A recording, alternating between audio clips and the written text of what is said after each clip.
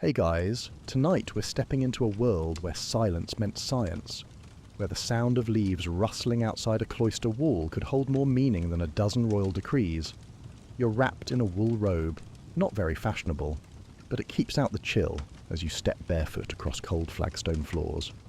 Somewhere behind thick monastery walls, wind is breathing. It hisses through narrow windows, sneaks into the folds of hanging tapestries, and tickles the flame of a solitary beeswax candle. Outside, it's a late autumn morning in the 12th century. Somewhere in northern France, maybe Germany, you're part of a monastic community tucked away from the world, devoted not just to prayer and penance, but to the sacred geometry of wind. The bell hasn't rung yet. You have a few moments of hush, and in that hush, the air is alive. It speaks, if you know how to listen. You probably won't survive this life, by the way. No sugar, no sleep-ins. And breakfast is usually a chunk of stale rye bread unless it's Saint Someone's feast day. So, before you get comfortable, take a moment to like the video and subscribe, but only if you genuinely enjoy what I do here. And if you're watching from a real monastery or just your blanket fort, drop your location and local time below. I love seeing where the wind takes us. Now, dim the lights, maybe turn on a fan for that soft background hum, and let's ease into tonight's journey together. You begin your day not with talking, not with checking your phone, which you don't have, obviously, but by opening a thick wooden shutter and watching how the trees move. There's no glass, just oiled linen and wood, and beyond that, hawthorn branches sway against a pale sky. Is it the east wind again? Probably. Your sandals flap faintly as you cross the hallway, mentally cataloguing the way the trees lean, how the crows ride the air, and what that means for the fields. You're not alone. Others in the monastery are doing the same, though none of you speak. You've all just learned to notice. In medieval monasteries, particularly the Benedictine kind, the rhythms of daily life were intertwined with the environment. There were prayers every few hours, yes, even in the middle of the night, and tending to gardens, baking, copying texts. But in between, a surprising amount of attention was given to the world outside the stone walls. Wind was one of the main things they listened for. The cloister courtyard acted as a kind of echo chamber for weather. Some monks could hear whether the wind was coming off the coast or down from the hills, based on how it bounced off different stones. This wasn't weather science in the modern sense. It was geography as a lived, sensed experience. If today's Google Earth could hum Gregorian chants and smell like wet moss, it'd still only be half as immersive as what they practiced. Historians still argue whether this sensitivity to wind was deliberate study, or just monastic boredom taken to new heights. Either way, the notes left behind tell us it became a form of non-verbal communication. If you saw a fellow monk pause under a specific archway and tilt his ear, you knew he was listening to the wind, not gossiping, just deciphering air. There are anecdotes quietly footnoted in monastery records of monks predicting harvest failures because the wind changed a week early. One monk supposedly refused to copy a book of Psalms for a full week because the northern sigh had not yet arrived. Whether that's stubbornness or spiritual weather forecasting, who's to say? But it wasn't just superstition. Some cloisters were built with design elements that allowed for the amplification of wind. Hollow corridors, angled stones, even certain roof tiles acted like passive instruments. And in the hush of these holy spaces, monks listened with the same patience they used when copying texts. If your only entertainment is candlelight and the occasional goose honk, you get very good at detecting subtle shifts in air pressure. Monks weren't the only ones listening, of course. Sailors did it, farmers did it, but monks wrote it down. In neat Latin script, sometimes squeezed into the margins of prayers or tucked behind sermon notes, there are records of the east wind arriving early, of birds flying low, of smoke rising oddly straight. Not exactly breaking news, but in a time without barometers, it was the best tool they had, and they treated it with reverence. Some modern researchers think these early wind notes were the seeds of European meteorology. Others think they were more poetic than practical. And a third camp, always the most interesting one, believes it was both, a devotion to understanding God through the breath of the world itself. You sit quietly now, the wind making the candle flicker just slightly to the right. You watch. You remember yesterday it bent left. Something's shifted. You You press your fingers to the cool edge of the window frame and whisper nothing to no one. Then softly the bell rings. You shuffle into the nave, sandals brushing faintly across the stone. Outside, the wind rumbles through the monastery's wooden rafters, like a distant organ warming up for matins. It's not loud, not howling, just ever-present, a background breath. A few candle flames lean gently toward the west wall. You squint. It's different from yesterday. Maybe. Back then, before satellites and Doppler radar, wind wasn't a thing you measured. It was a thing you felt. Monks didn't speak in terms of barometric pressure or wind chill. They said things like, the ash tree bends sooner than the elm today, or the choir loft creaks with a southern breath. Descriptions were deeply subjective, but also shockingly consistent. Of course, consistency was tricky when words didn't mean the same from abbey to abbey. A west wind might be labelled Zephyr in one text, Favonius in another, and just the warm one from the vineyards in a third. One monk's soft breeze was another monk's harbinger of frostbite. To be fair, most of these guys weren't trying to be meteorologists. They were trying to survive in an age where weather could ruin you. A sudden change in wind direction might mean smoke wouldn't vent from the cooking hearth, or that the compost pits would stink up the dormitories, or worse, that mildew would creep into their manuscript pages, quietly feasting on centuries of work. So how did they talk about wind before there were clear terms? They used what they had, poetry, metaphor, and whatever natural markers were closest at hand. The breath that lifts the raven's tail meant something. The one that makes the holly chatter meant something else. You didn't just know north or south. You knew what the world did under those winds. Historians still argue whether there were formalised wind languages in certain regions. Some point to repeated phrases across abbey records, especially in German-speaking areas, that suggest a shared wind lexicon passed among monastic communities. Others say it's just poetic coincidence. A well-trained monk, after all, could turn anything into a metaphor if he'd skipped breakfast. One of the strangest fragments appears in a 12th century letter from an abbot near Ghent. He writes, "The wind comes long from the saints today, and it smells of copper and bark." What does that mean? No one's really sure. It could indicate a warm wind coming through pine forests over iron-rich soil, or it could just mean he was in a weird mood after lunch. There's an earnestness to these writings that makes you smile. A world where monks didn't roll their eyes at windy nonsense. They knelt and noted it. They genuinely believed that if you could name a thing properly, you might understand it better. And if you understood it better, maybe, just maybe, you could live more peacefully with it. And let's not forget that winds back then weren't just about weather. They were thought to carry mood, memory, even sin. The eastern wind might bring clarity, while the southern one stirred temptation. There's a whole treatise where a monk spends 30 pages blaming the southerly gusts for making the novices grumpy and inattentive during Latin lessons. Honestly, relatable. You step into the library next. Well, library is generous. It's more of a cold room with books chained to lecterns and half the pages smelling like smoked trout. There's a breeze again, thin and dry, curling the parchment edges on an open hymnal. You approach slowly, watching how the page lifts and settles, as if exhaling. No windows open, but the wind still finds a way in, through the eaves, the floor, the spine of the book itself maybe. In one of the margins a small note catches your eye. It's not part of the hymn, just a squiggle of script beside the third stanza. Ventus lucet hodie, ex arboribus, et non per fenestrum. Roughly. The wind glows today, from the trees, not the window. What on earth does that mean? It's hard to tell whether that monk was feeling poetic or literal, but you imagine it anyway. A forest breeze heavy with gold dust, falling pollen and sunlight, slipping through gaps in the treetops and sneaking its way into the scriptorium like a blessing. Somewhere nearby, a bell tower creaks.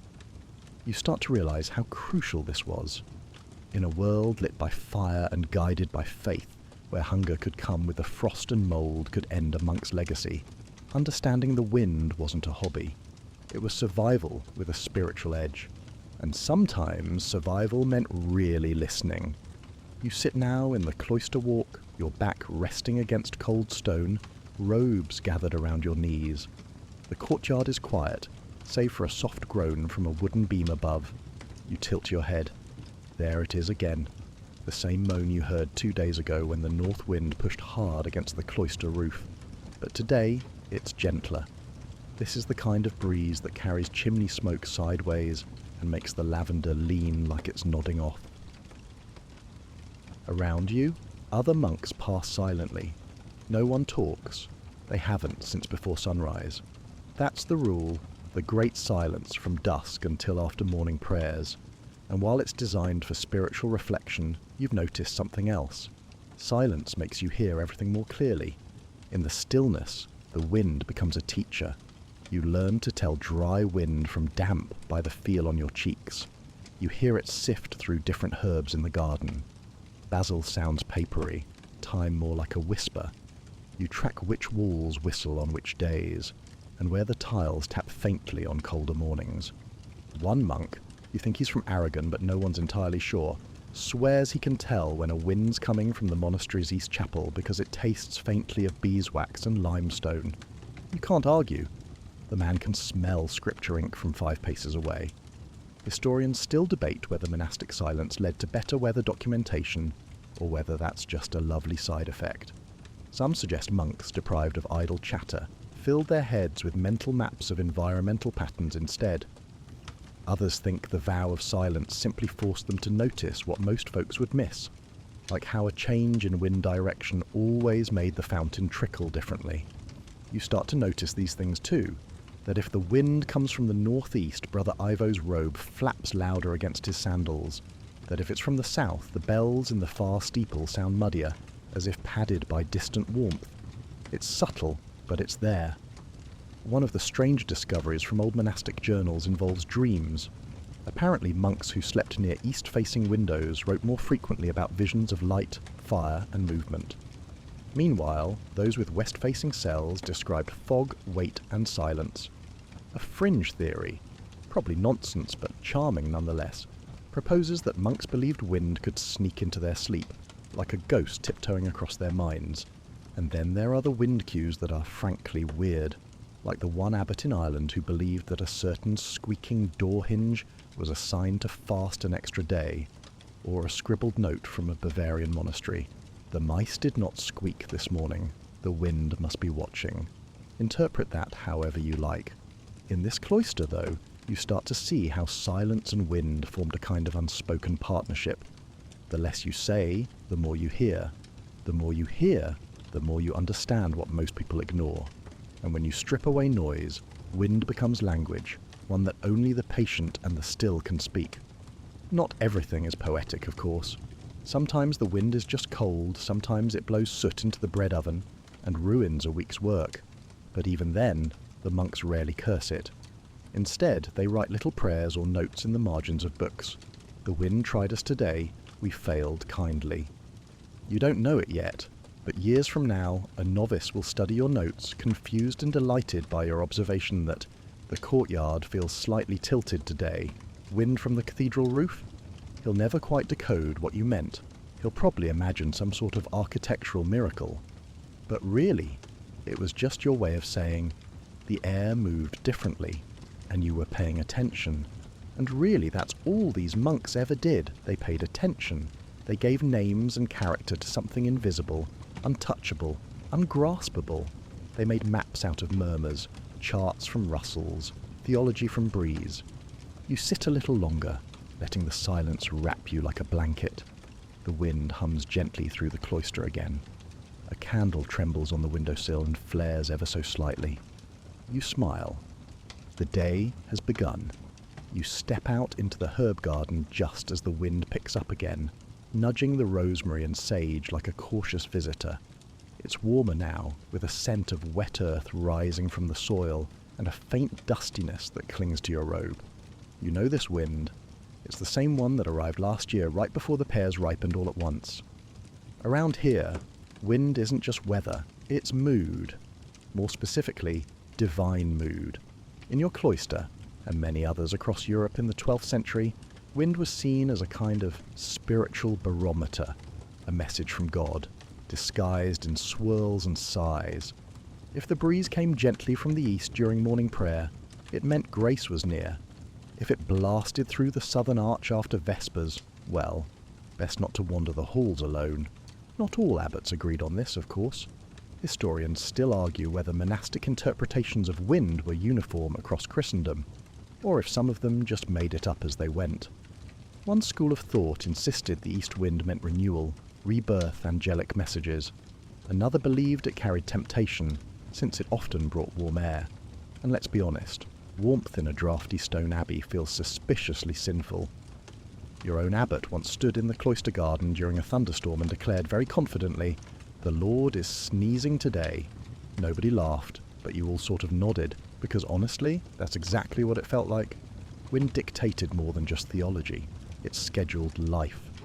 On days when it roared from the north, you weren't allowed to hang laundry or copy manuscripts, because the ink would blow dry too fast. On calm days with gentle air from the south, bath time. And yes, monks bathed, infrequently, but with great precision.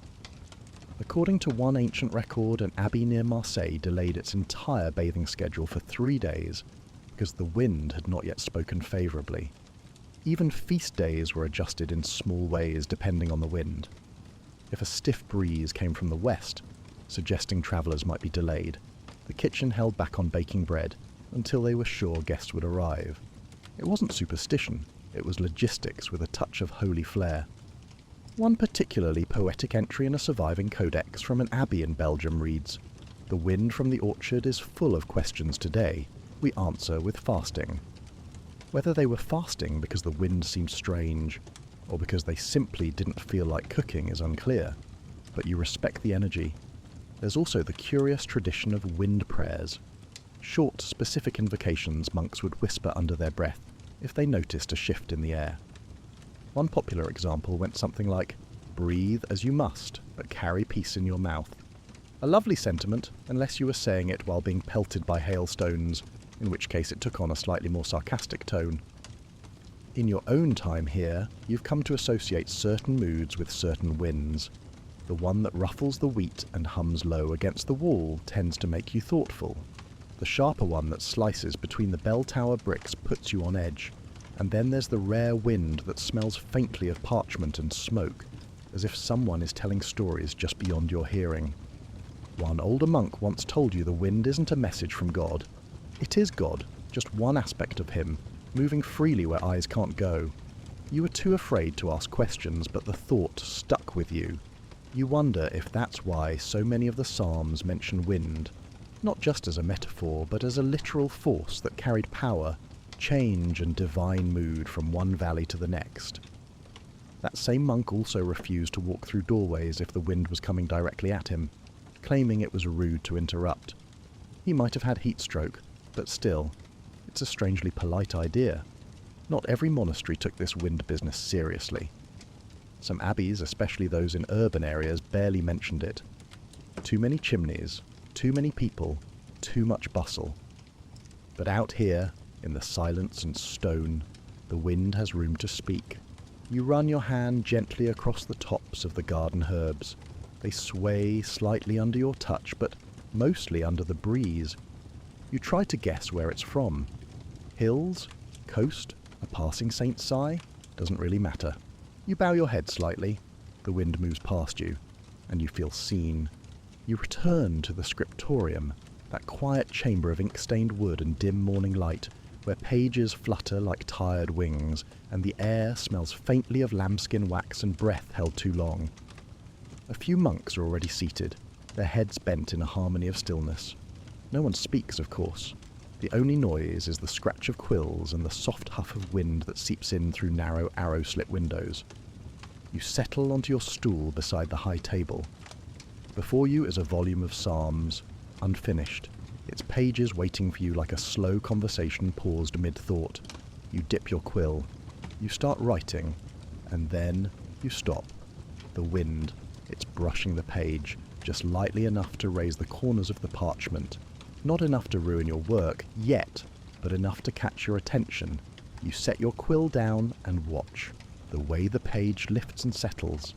The way a speck of dust spirals before vanishing beneath a wooden beam. This isn't just idle noticing, this is field work, at least for a monk of the 12th century.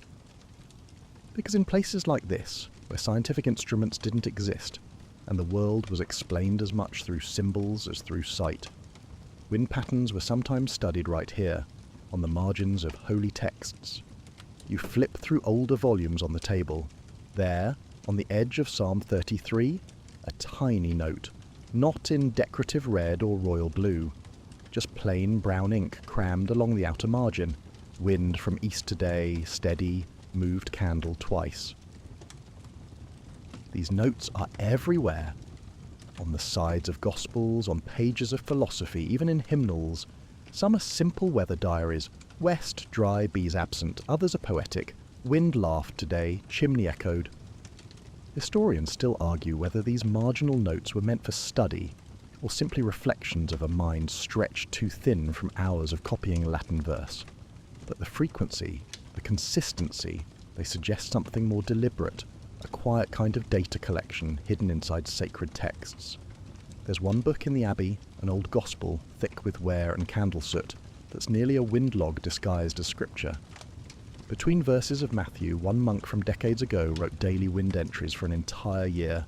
No names, no commentary, just air observations, charted like the breath of God. You wonder if he ever got in trouble for it. Probably not.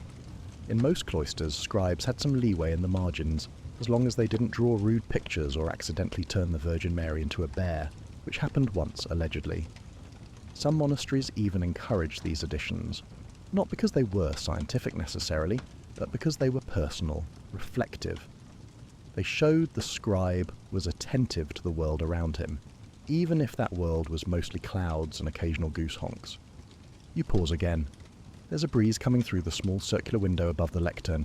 It's barely enough to move your hair, but still, it's there. You hold your hand above the page to shield your writing, then decide instead to test it.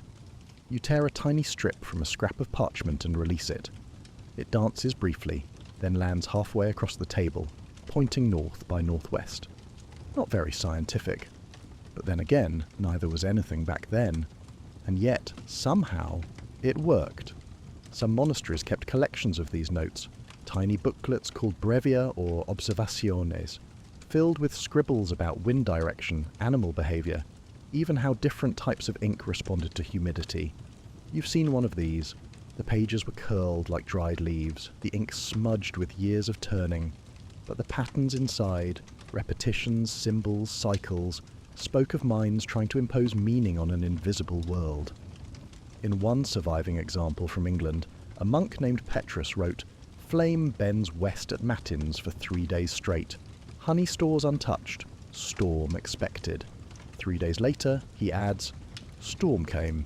Bees remain unimpressed." There's something deeply human about this. The attempt to chart something as slippery as wind using only ink and patience. A little bit absurd, a little bit holy. You wonder if, centuries from now, someone will read your margin notes. You glance down at the bottom of your page, and before returning to your psalm, you scribble quietly, "Wind from the roof seemed today, cold but kind." It might not mean anything, or it might mean everything. You return to the courtyard that afternoon with a question hanging in your thoughts. How, exactly, do you map something you can't see? The monks didn't have instruments. No compasses, no barometers, no delicate spinning devices, and certainly no weather balloons floating above the Pyrenees. What they had were flames, cloth, trees, bees, and the tilt of smoke on a cold morning. That was enough. Mapping the wind wasn't about drawing charts. It was about watching what the world did when the wind touched it. You head toward the candle wall, an alcove where old iron sconces hold squat candles used during the evening reading. Someone's already lit one, probably out of habit. The flame dances slightly, leaning toward the stone column on the left. You make a note in your head. West, maybe northwest. It's subtle, but repeatable. There's a stone bench nearby where you like to sit. From here you can see the tops of the orchard trees and, if you squint, the small steeple of the Sisters' Abbey down the hill. You rest your hands on the cold stone beside you and watch. A poplar trembles on the edge of the path. The fig tree sways. The others don't. That means something, to you at least. The monks learned early that every natural object could serve as a wind instrument. Leaves fluttered at different angles depending on species. Flags, though rare, showed not just direction but gust strength by the way they cracked. Even bugs participated. Flies hugged the ground in certain breezes and rose high in others. Bees would vanish altogether when the eastern wind was strong. One monk wrote they were ashamed to fly against it. There's a quirky passage in a lesser-known monastic handbook, written somewhere around 1170, that recommends testing wind by observing the unwillingness of geese. It reads like sarcasm, but the advice holds. If the geese huddle rather than wander, expect colder air from the north. Historians still debate whether these methods were passed around as formal practice, or if they were just a bunch of isolated weirdos trying their best not to get blown over by an invisible sky monster. A few even argue that some of these techniques were inherited from much older, possibly pagan traditions, that slipped quietly into the folds of Christian routine. But monks gave it their own structure. Some even marked directional lines onto the floor of the cloister or courtyard, very faint, carved between the stones, often shaped like stars or roses. Not decorative, functional. There's one of those now beneath your feet. You only notice it because the sun hits it at just the right angle. A barely there rose etched into the floor, a 12-point design, each tip once painted, perhaps, though now it's faded to the colour of old teeth. You place your finger on one point and follow its line, straight toward the chapel. This too is a compass. It's said that in some monasteries candles were placed at different points around a central stone like this. If the flame on the west sconce bent first, they'd know the wind's angle before they even opened a window. You try to imagine what it would look like. A silent monk pacing around a circle of flames, watching each one lean and tremble as he marked the path of something that left no tracks. Your own abbey has no official wind chart, but in the old records you've seen them. Monks creating not diagrams but phrases. When smoke flows toward the fig tree, rain by dusk. Or, if chimney smoke scatters like spilled ink, expect pilgrims by nightfall. One note simply reads, west wind tugs the bell rope. And then there are the bees. You wander toward the apiary now, just beyond the vegetable garden. A few monks tend it gently, their robes rustling more than the bees themselves. These little creatures were the monastery's weather prophets. If they lingered in the hive past sunrise, the monks stayed indoors. If they danced in spirals low to the ground, the compost pits were stirred early. One legend, almost certainly invented during a long winter fast, claims that a particularly holy monk once communicated directly with the bees through wind-assisted prayer. You're not sure what that means, but it sounds like something you'd try if left alone with bees and no breakfast. You stop beside the hive. The wind here is sharper, funneled through the abbey's outer wall and across a patch of sun-warmed gravel. You crouch, hold out your hand. Nothing fancy, just a test. A tiny bee lands, walks in a slow circle on your palm, then lifts off again and disappears into the wind. You smile. That counts as a data point, right? There's no parchment here, no ink, just the open sky and all the little clues it offers. You sit for a moment longer and let the breeze move across your face. Then quietly you whisper, "West today, cold but curious." The wind rose is tucked in a shadowed corner of the cloister floor, so faint most visitors never even see it. But you know it's there. 12 petals in a circle, carved centuries ago by hands no one remembers, probably with a chisel borrowed from the masonry shed and returned slightly duller. It's not symmetrical. The north point is just a little longer, nudging toward the chapel as if bowing. Each petal once had a name, but only a few are still legible. You trace them now, crouch low in the afternoon light. Septentrio, that's north. Subsolinus, east. Favonius, west, supposedly kind. The others, worn to ghosts. This odd little carving, is your monastery's compass. Not for ships, not for great journeys, but for steps between cloister and scriptorium. A device for spiritual geography. Historians still argue whether wind roses like these were meant as tools, art, or acts of devotion. Some claim they were copied from ancient Roman diagrams. Others argue monks devised them independently as part of their broader love for categorizing the uncategorizable. types of silence, levels of holiness, gradients of cheese texture, and of course, flavours of air. You kneel and watch the wind dance over it now. Dust scuttles across the petals. A tiny bit of dried leaf spins, then vanishes. You feel as though you've just seen a whisper. It's said that this particular rose was used in more than just weather prediction. Monks might align their prayers with it, facing different petals for different hours, a morning blessing to the east, an evening psalm to the west. There's no official record of that, but the abbey's oldest prayer benches are oddly oriented, not toward the altar, but subtly angled toward Favonius. There's even a story, half-believed, half-bedtime joke, that one particularly pious monk never chose his breakfast location until he'd consulted the wind rose. If the breeze touched Oster, the southern petal, he'd eat outside. If it came from Aquilo, he'd stay in and wait for divine permission to chew in peace. You walk now around the edges of the carving, tracing its history with your feet. You imagine the monks who studied it, sat beside it, maybe even argued over it. One might have claimed the west wind brought clearer thoughts. Another swore the north wind tightened his handwriting. A third just liked the way the morning fog looked when it curled across the southern stones. Your abbey isn't the only place with a wind rose. Other monasteries carved them into walls, floors, and sometimes even into wooden ceiling beams, where they would be touched only by the rising smoke from candles and the wind that never quite stopped knocking. Some roses were elaborate, 20 points labelled with Latin, Greek, and poetic nicknames. Others were simple, just a cross.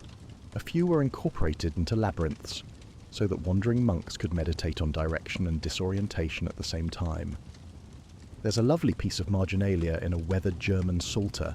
A monk writes that he once fell asleep face down on a wind rose and dreamt he'd become one of its petals. He spun in circles until he forgot where prayer ended and weather began. Honestly, same. You pause in the centre now, the wind rose directly beneath your feet, and you close your eyes. Which way is it blowing? You listen. Not just with your ears, but with everything. Cheek, ankle, sleeve, instinct. A pressure shift across your temple. A faint pull at your right elbow. The rustle of ivy against the west wall. Favonius, then. Gentle, western. The kind wind. In your head, you update your mental map. Prayers in the refectory will echo today. The bees will stray farther. The fig tree might drop a few of its heavy leaves before sunset. And your voice, if you chose to speak it, would carry just slightly farther down the stone corridor. The wind rose doesn't give you a map of the world. It gives you a map of this moment. A compass not to where you're going, but to where you already are. And in the hush of the cloister, where time drifts sideways and the air always has something to say, that is more than enough. The pilgrims always arrive wind-blown. Their robes flap like laundry on a line, boots caked in mud or frost, their eyes squinting as if even the sun is unfamiliar, after days of trudging open land. You remember your first pilgrimage well, the long road across wheat fields and uneven stone, the way your cloak turned stiff with dust and sweat, the creak in your knees that no prayer quite softened. But more than that, you remember the wind. It was the wind that shaped the route, not the road.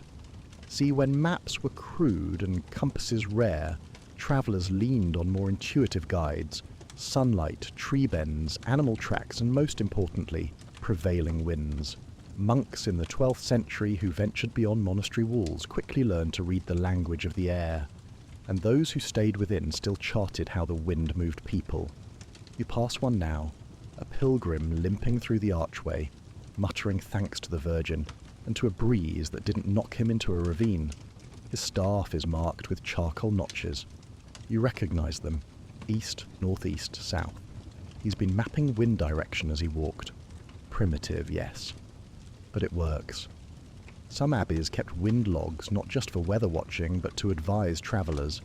If the wind turned sharply from the west, they might tell pilgrims to delay departure. Crosswinds on open plains could mean lost hats, lost tempers, or worse, missed shrines.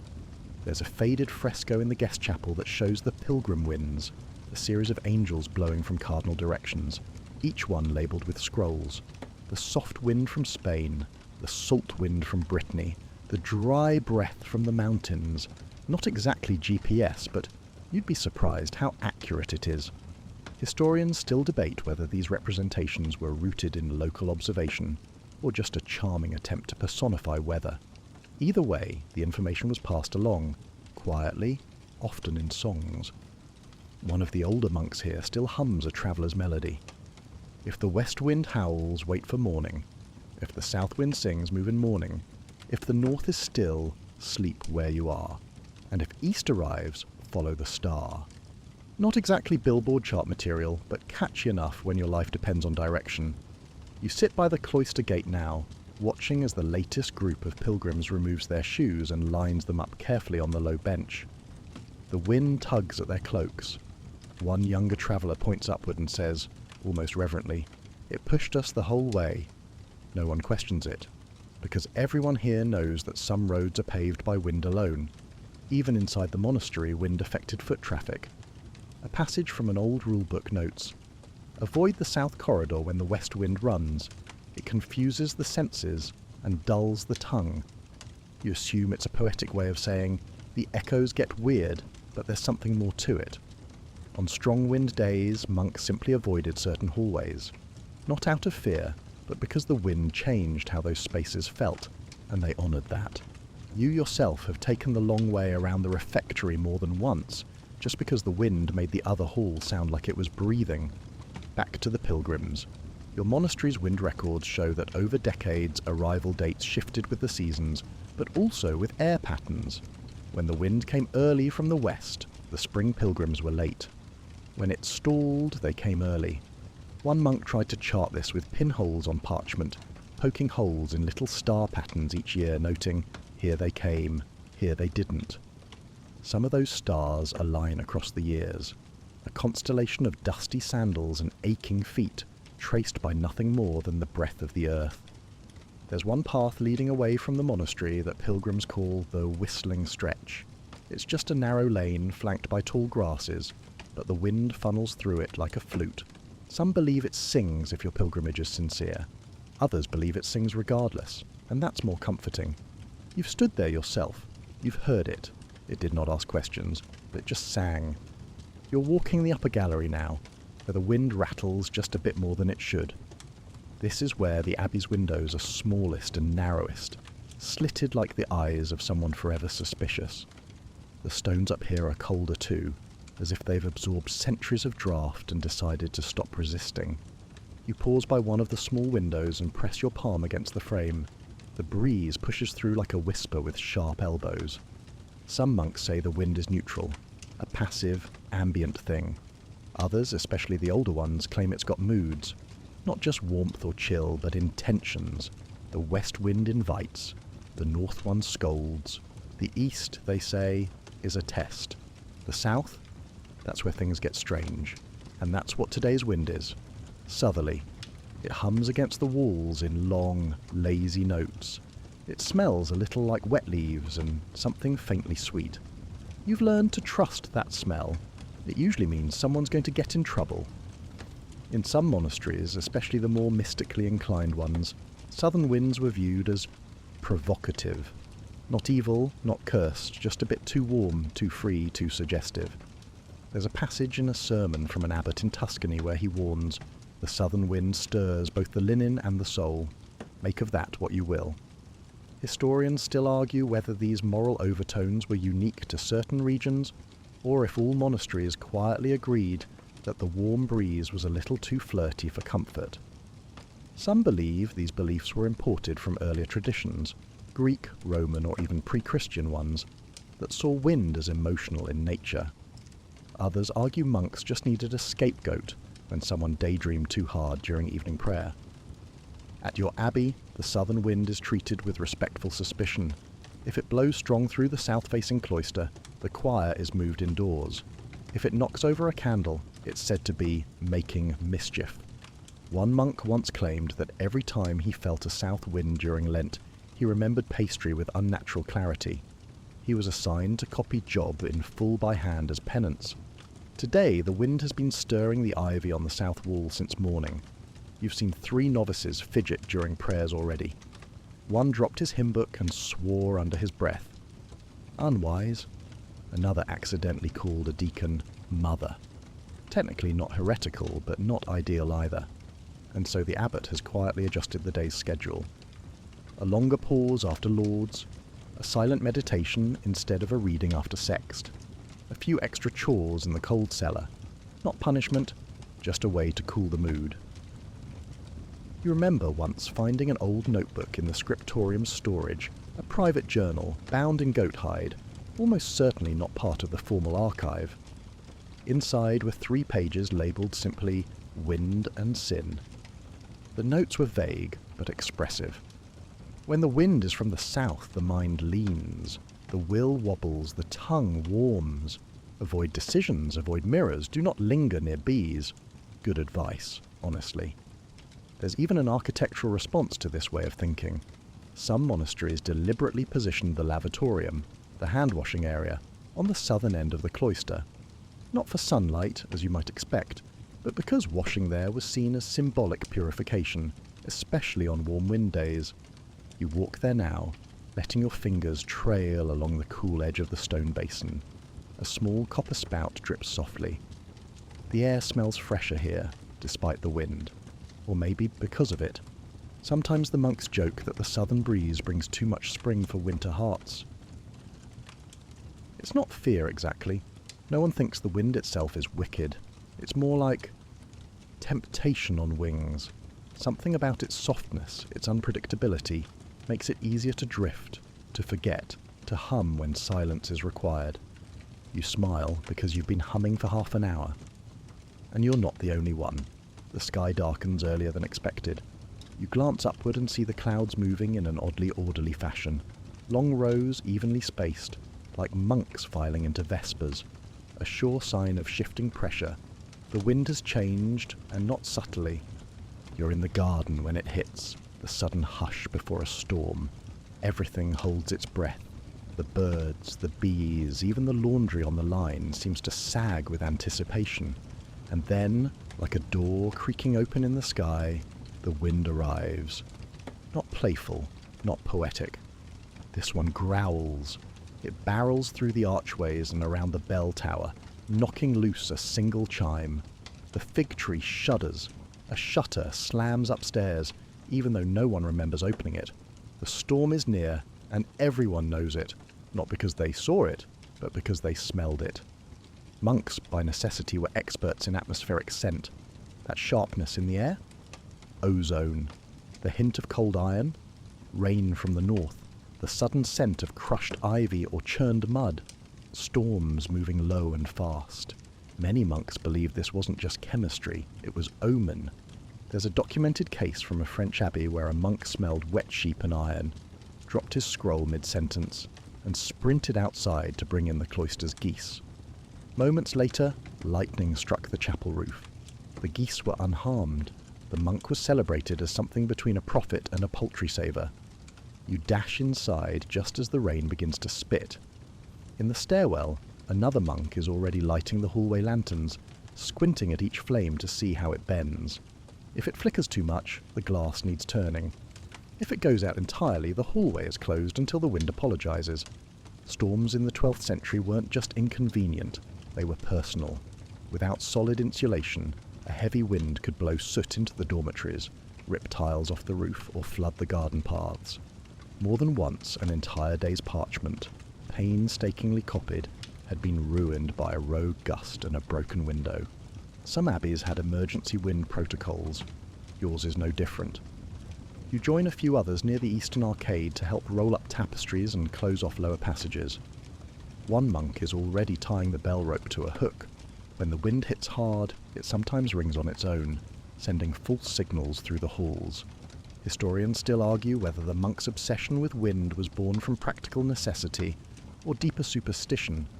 But in these moments, when you feel the air thicken and a single crack of thunder makes even the abbot flinch, it's easy to understand why wind was interpreted as divine punctuation. A warning, a pause, a parenthesis in stone. A legend from a southern Italian monastery claims the storm winds could carry messages if you listened closely between lightning strikes. That if you heard your own name, it meant you were about to become abbot, die, or be sent to cook lentils for 30 days straight. The ambiguity was part of the charm. You crouch near a low window now, peeking out as the rain starts in earnest. The wind is whistling between the courtyard columns, making a sound like someone trying very hard not to cry.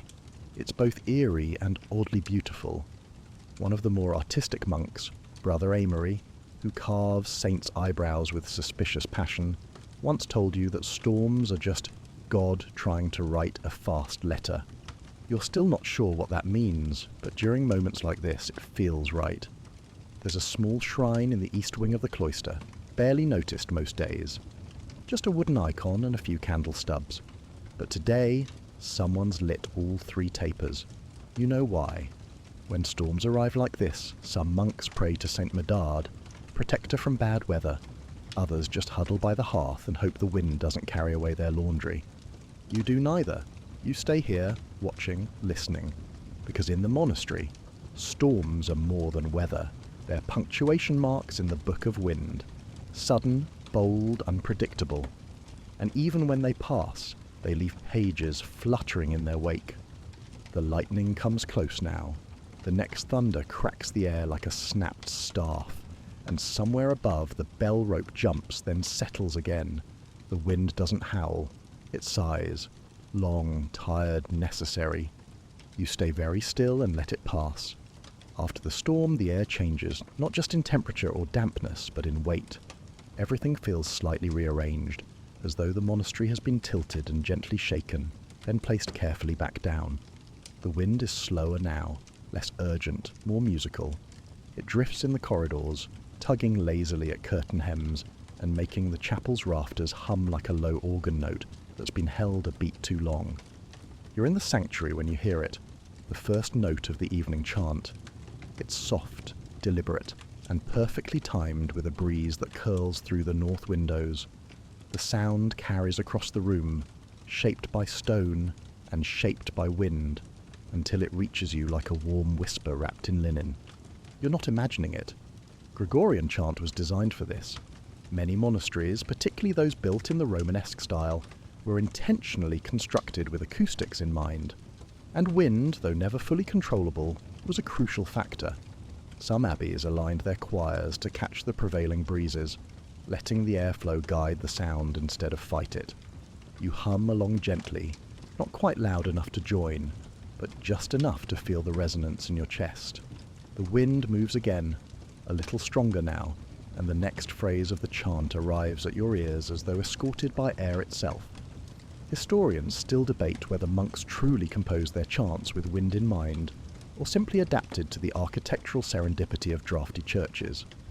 But several surviving treatises reference airflow directly. One 12th century music manuscript includes a marginal note: "Let the voice ride the breath that enters at the 3rd hour. If it resists, sing low." Even better, in one Italian abbey there's a chapel window known as the singer's mouth. When opened, it creates a soft draft that carries high notes into the nave with uncanny precision.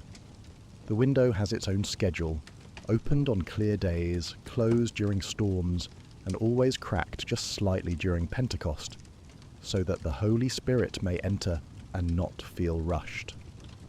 You've noticed it yourself, though no one says it aloud. Some notes simply travel better when the wind is right. A long-held dominus flows farther on an easterly breeze. A short amen feels crisper when the wind dips in from the northwest. There's an almost eerie intelligence to it. Once, during Lent, Brother Ambrose began his solo at exactly the wrong moment. A rogue gust caught the note and scattered it like seeds across the cloister. He stopped mid-syllable. The wind kept singing. To this day, he claims it was divine mockery. You just call it bad timing. Then there are the outdoor chants. Occasionally, services are held in the cloister yard, especially on saints' feast days or during high spring when the apple blossoms fall like slow confetti. These moments are always a gamble. A sudden breeze might lift the chant beautifully, or slap it into silence. One famous occasion, recorded in an abbey's official register, describes a Pentecost service where the wind blew so consistently toward the congregation that the monks were heard more clearly from across the lawn than inside the church. It was deemed a miracle. The abbot ordered the wind psalm to be sung every year in thanks. Nobody agreed on which psalm that was. So they just rotated. You rise now, quietly slipping through the archway as the chant continues. The sound follows you, thinner now, tugged by a cross-current that makes it bend like light through stained glass. As you pass through the transept, you notice another quiet detail, a tiny wind bell hung from a carved beam near the ceiling.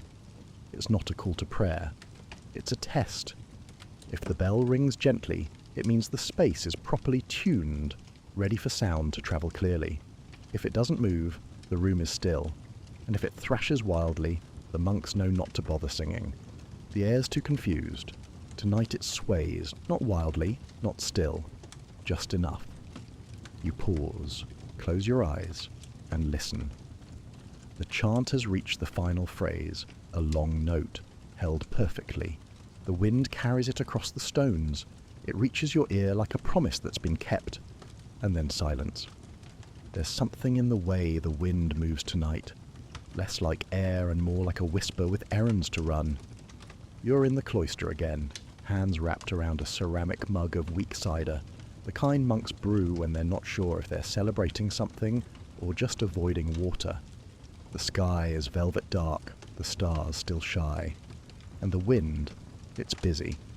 It rustles through corridors, slips beneath doors, darts down the laundry line, and loops around the lanterns with just enough pressure to make them flicker. It doesn't feel random, it feels intentional. Not letters, not spoken words, just something, a sense, a breath that connects one cloister to another across valleys, rivers, even borders. A system older than ink, quieter than prayer, but just as persistent.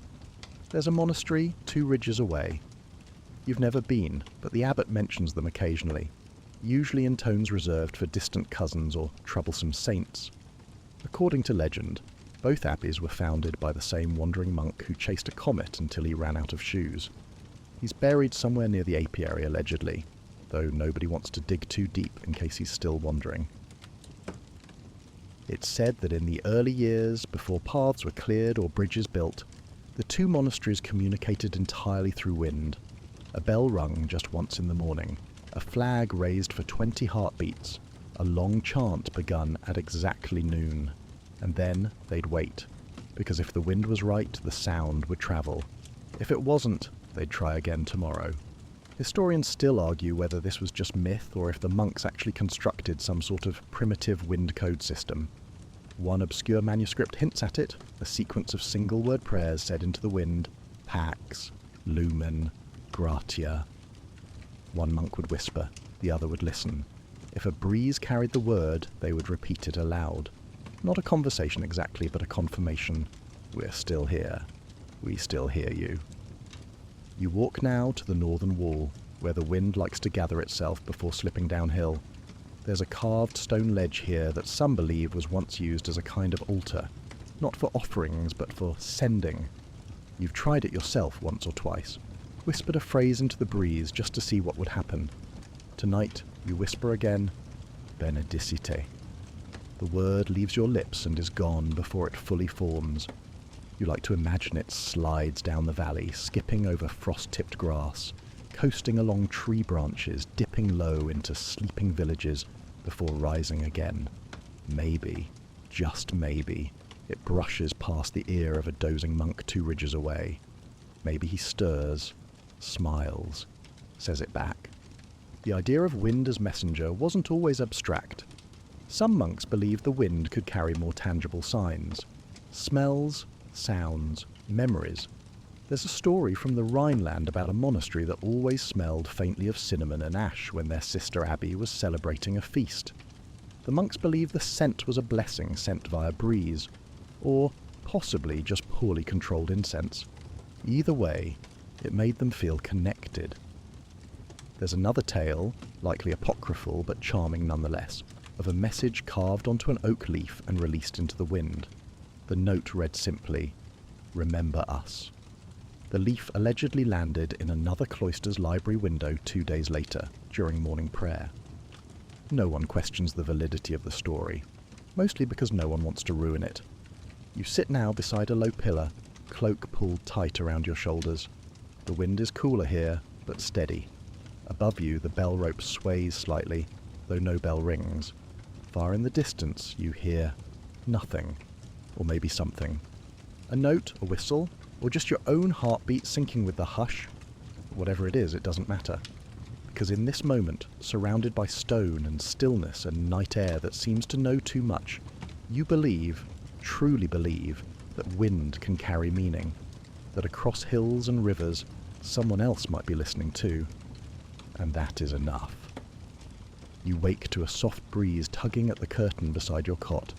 It's not yet morning. Not quite. The light is the kind that isn't light at all. Just a suggestion of dawn folded between the dark. Somewhere, a bell will ring in a few minutes. Somewhere else, it already has. But what wakes you isn't the light. It's the wind. Again. It rustles gently along the walls, brushing the stone with a sound like someone flipping through a book, too slowly to ever finish. You sit up, pull your robe tighter, and listen. It's coming from the northwest today. That's new. You remember something you read in a forgotten section of the library. A record from a 12th century abbey caught between two warring provinces. The monks there noticed that winds from the northwest often disrupted their liturgical calendar. Pages wouldn't turn, fires wouldn't light. Pilgrims came late, or not at all, and yet they persisted. In the margins of their weather logs, one scribe wrote, "The wind today disagrees with Rome." You've always liked that line, because in every monastery there comes a time when local wind patterns don't quite match the official calendar. And when you live by bells and prayers set down by people hundreds of miles away, that's inconvenient. But monks didn't shout about it. They didn't stage protests. They just quietly adjusted the rhythm. For example, if the wind disrupted morning prayers by whistling through the cloister too sharply, they might move matins to the kitchen, where the air was still. If the wind scattered ash from the incense during Vespers, they might switch to unlit blessings. And if the wind made the bell rope swing at the wrong time, they'd simply tie it down and pretend the bell had rung.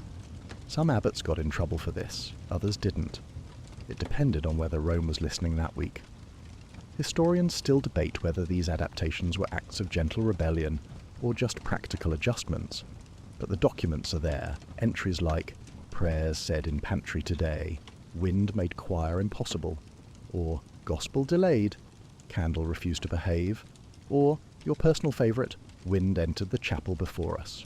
It prayed without us." And always, the notes return to the same idea. When the wind moved differently, so did the monks. One cloister in the foothills of Burgundy kept a parallel calendar, completely unofficial, never mentioned to superiors, based solely on wind. They didn't abandon the church calendar, of course. They just interpreted it locally. Feast of St. Martin, celebrated a day late if the wind came from the west. Candlemas, moved to the cellar if the east wind was sharp enough to tip flames sideways. This wasn't rebellion. This was intimacy with their environment, an agreement between building and breeze, a rhythm not imposed from above but discovered from within. You rise now and step barefoot onto the corridor. The stones are cold, but not cruel. The wind curls around your ankles like a cat. You nod to it, as if greeting an old friend who always shows up uninvited, but is never unwelcome. Some monks claimed that when the wind clashed with cannon, it was a test of humility. Others whispered that maybe, just maybe, God had local preferences. Do you think about that sometimes? Maybe the divine doesn't always live in rules, but in the way rules bend gently when the air shifts. In the fact that a monk in Burgundy and a monk in Normandy could celebrate the same feast in different winds, and both be right. You reach the chapel just as the first real light arrives. The bell rope is still tied back. No one has untied it yet. So you open the door, step inside, and let the wind follow. It pauses at the threshold, then slips in behind you, quiet, curious, familiar. And together, you begin the day. You're in the library again, but this time not to write, not to copy or catalogue. You're here to look, to chase a whisper that started days ago, something Brother Thomas mentioned while half asleep beside the apiary. The Wind Codex? Oh yes, it's real, but it's shy. At first you thought he was being poetic. The man once described butter as the memory of the sun. But now, standing in the dim light of the archive wing, fingers dusty from rifling through stacks older than most trees, you think maybe he was right. You find it tucked behind a broken psalter, a massive volume bound in leather so cracked it looks like it might sigh if you open it too quickly. There's no title, no illumination, no gilded margins, just a spine too stubborn to crumble, and a single word scratched into the inside cover. Venti, the Wind Codex.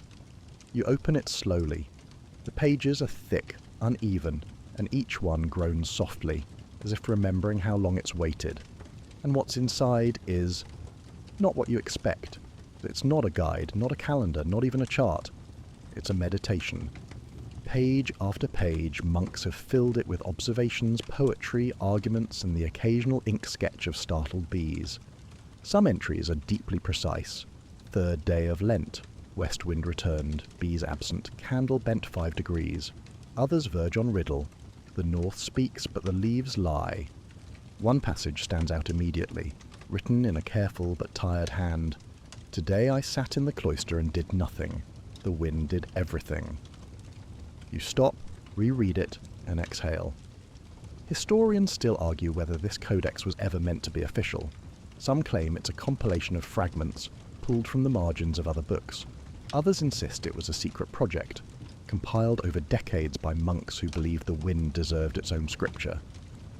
Whatever its origin, it's strange, beautiful, mysterious. Some pages read like a manual. If smoke splits in two, expect conflicting guests. Rain follows laughter carried eastward. When wind rings the bell at night, someone is about to lie.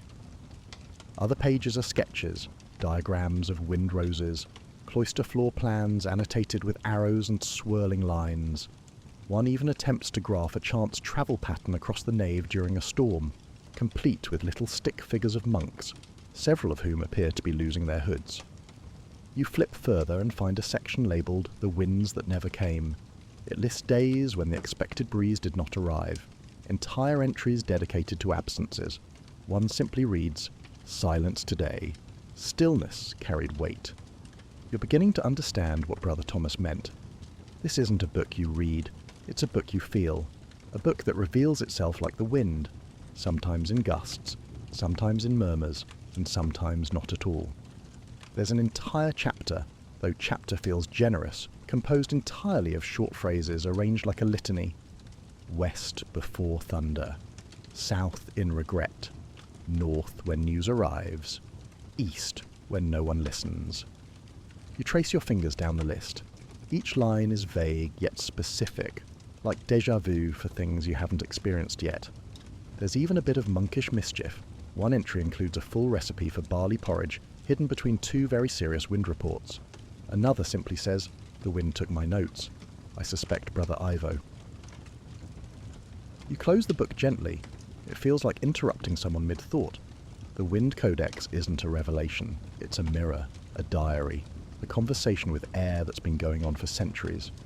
You return it to its resting place, not hidden, not displayed, just placed carefully so that someday, when another monk goes looking for something else entirely, he'll find it too, and he'll understand. Evening again. The air is cooler now, just barely brushing against your cheeks as you move through the cloister one last time. The wind has softened, no longer playful, no longer sharp. It feels like it's resting too, having spent the day turning pages, swaying trees, whispering to bees, and ringing bells it wasn't invited to ring. You walk the length of the courtyard without speaking, hands behind your back, sandals slapping softly against the stone. The fig tree near the north arch has dropped its final leaf. You think of writing it down, but you don't. Some things don't need a margin. This was once a place of wind listeners, a place where monks mapped air not with tools but with attention, where chants were sung to harmonise with gusts and corridors adjusted to suit the day's draught. You imagine them now, those long-gone brothers, hoods pulled low, heads tilted slightly, waiting not for revelation but for something quieter, confirmation, that the world was still breathing, that it still spoke, even when the scriptures had fallen silent for the day. You pause by the old wind rose one final time. The markings are barely there now. just indentations worn soft by centuries of sandals and weather and indecision. You crouch low and trace it once more, not with reverence but with memory. No wind moves just now. The air has stilled. You look upward toward the spire. A bat flutters, then disappears into the blue-black sky. Below, the candle by the chapel door trembles faintly, not from wind, you realise, but from your own breath. It's a strange thing to think that all of this might be forgotten, that the careful wind notes in the margins, the diagrams made of dust, the codex no one claims but no one throws away, might someday fade entirely. But perhaps not. Because even if the names of the monks are gone, even if the books crumble and the rose disappears, the listening will remain. The stillness, the act of noticing. The world, after all, still breathes. And someone, somewhere, always notices. So now, as the night settles fully over the abbey, let your mind slow like the wind outside, lighter, quieter, drifting from room to room without hurry. Let your breath match the rhythm of those who came before, those monks who sat in silence and mapped something they could never hold, never trap, never truly explain. You're here now, in their company, sitting in the same silence, feeling the same air pass through cracked stone, through fig leaves, across old pages and worn robes. And it welcomes you, just as it welcomed them. Let go of the day's sharp corners, the obligations, the noise, the things left unsaid. Let your thoughts wander like a soft breeze in a cloister corridor, passing lightly, lingering nowhere, brushing memory but never clinging to it. You are part of the quiet now, not apart from it, within it, just another soft sound folding into the hush. And as your eyes close, imagine the old wind rose beneath your feet, still faintly glowing, with all the direction you need.